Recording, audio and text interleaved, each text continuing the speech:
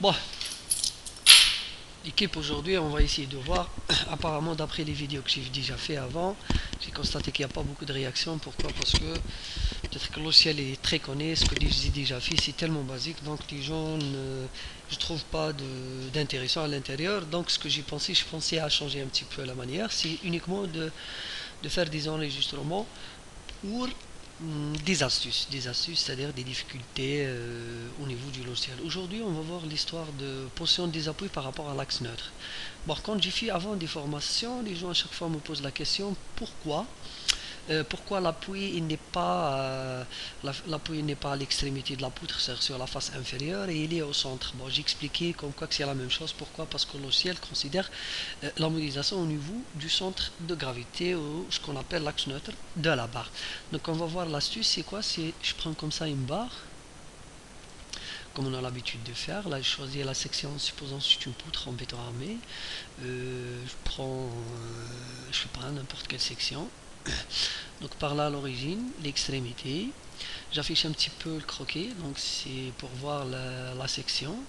Donc ça, c'est une section rectangulaire. Je peux à la rigueur changer la section par une autre. Je prends comme ça en T, c'est comme si c'est de la précontrainte.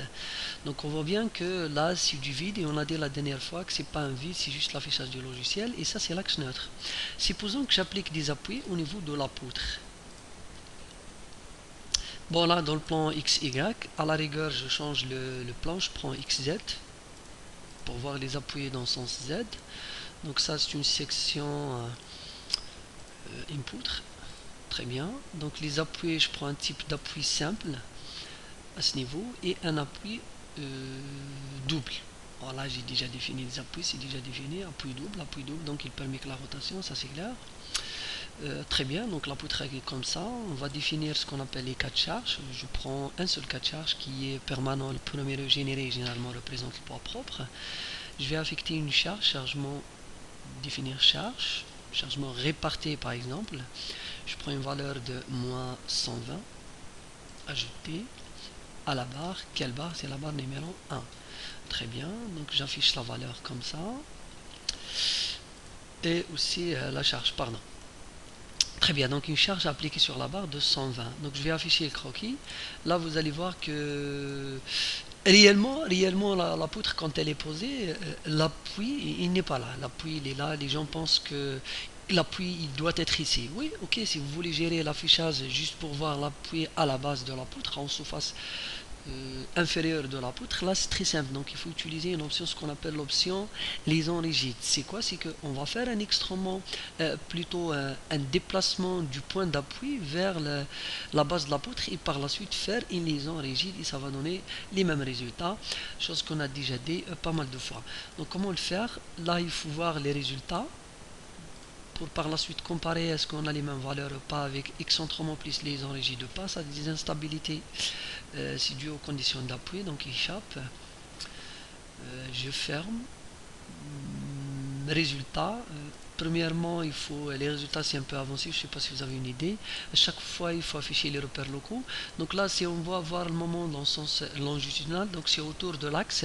Quel axe? Donc c'est l'axe Y. Donc il faut faire attention. Pourquoi? Parce que les résultats, ils sont toujours par rapport aux repères locaux. Donc pour voir le moment sous cette charge répartie, donc résultat, diagramme des barres, je prends MY. Appliquer. Donc là, j'ai uniquement le diagramme. Je vais aller vers paramètres pour afficher les valeurs. Et là, j'ai un moment de 4463. J'enlève l'affichage de la charge. Très bien. Donc, je vais faire une capture d'écran juste pour la sauvegarder, voir après, c'est le même résultat. Donc, nous avons un moment nul au niveau des appuis, c'est logique. Et nous avons un moment au milieu de la poutre de 4463,5. Maintenant, on va voir l'astuce comment en quelque sorte déplacer le point d'appui à la base de la poutre, et voir est-ce qu'on aura les mêmes résultats tout en appliquant l'option ce qu'on appelle liaison rigide. Donc le principe consiste quoi? Il faut en premier lieu déterminer la position du nœud par rapport à la poutre selon l'axe Z en verticalité. Comment le déterminer? C'est très simple, donc c'est le centre de gravité dans le sens vertical. Pour nous, on va voir juste la hauteur. on va voir les caractéristiques de la poutre. Caractéristiques, donc on a la hauteur qui fait environ 1,90. HZ, donc c'est la hauteur comme ça. Donc automatiquement l'axe neutre, donc il sera 0,9, 0,95. Très bien. Je viens, l'astuce quoi, c'est édition, transformer, translation. Qu'est-ce qu'on va faire? On va déplacer cet appui ici et par la suite faire une liaison rigide entre les deux éléments. Comment le faire? Donc 1,90, donc centre de gravité selon Z, donc c'est 0, 0, moins 0,90. Je considère que 0,90 c'est par rapport à ça, on va faire une copie du nous jusque là. Donc comment faire? Et par la suite il faut sélectionner les nœuds. Je viens comme ça. Quels sont les nœuds APD, donc appui double, et on a aussi appui simple. Je peux enlever le cartographie, je peux enlever aussi les charges, pardon, les moments, résultat diagramme des barres, enlever l'affichage comme ça, NT1, appliquer, fermer, enlever aussi l'affichage des appuis, et là je constate que le nœud numéro 1 et numéro 2, ils sont sélectionnés. Très bien, je ferme, je reprends ma commande translation, j'affiche le croquis de la poutre, je vais faire une copie de ces poutres vers le bas par une valeur de moins 0,9, c'est-à-dire selon Z, copier, appliquer. Bon, cette opération va modifier la base de données, parce qu'on a lancé le calcul, donc on va faire des modifications. Le logiciel attire notre attention comme quoi qu'il y aura des modifications sur les calculs actualisés. Je valide. Et là, nous avons les nœuds qui sont déplacés à la base de la poutre. Maintenant, on va afficher les appuis. Très bien, donc, parce que quand il déplace le nœud, il déplace même avec ses caractéristiques, c'est-à-dire avec les appuis. Ce qu'on va faire, on enlève le croquis comme ça et on va supprimer les appuis au niveau du nœud 1 et 2. Comment le faire? Je viens par là, appui, supprimer. Très bien, je clique sur le nœud. Le nœud 1, le nœud numéro. Donc là, si vous remarquez, on n'a pas les appuis au niveau du nœud numéro 1 et du nœud numéro 2. Maintenant, l'idée c'est quoi? Consiste à faire ce qu'on appelle une liaison rigide link, entre les deux éléments 1, les éléments déplacés donc comme le nœud 1 et 3 et 2 et 4. Comment le faire? Donc c'est structure comme ça, caractéristiques additionnelles, liaison rigide. La liaison rigide, il faut qu'elle soit rigide complètement, c'est-à-dire bloquée selon les deux degrés de liberté, donc selon les 6 directions. Je viens comme ça, je vais l'appeler RG Link. Et je bloque tout comme ça, tout est bloqué, je mets ajouter, je ferme. Donc là, la première des choses, il faut choisir ce qu'on appelle le nœud maître, donc c'est, je prends le 2, et quel élément qui va suivre ce nœud, donc c'est ce qu'on appelle les nœuds esclaves, donc c'est le nœud numéro 4, et je mets appliquer.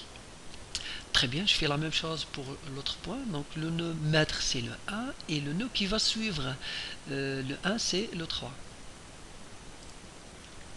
La définition de la liaison rigide, c'est quoi? C'est que le nœud maître, c'est-à-dire que ce point-là, qui est lié ce qu'on appelle le nœud esclave au nœud 1, il va se comporter de la même façon, il va faire les mêmes mouvements, les mêmes déplacements, les mêmes déformations et tout.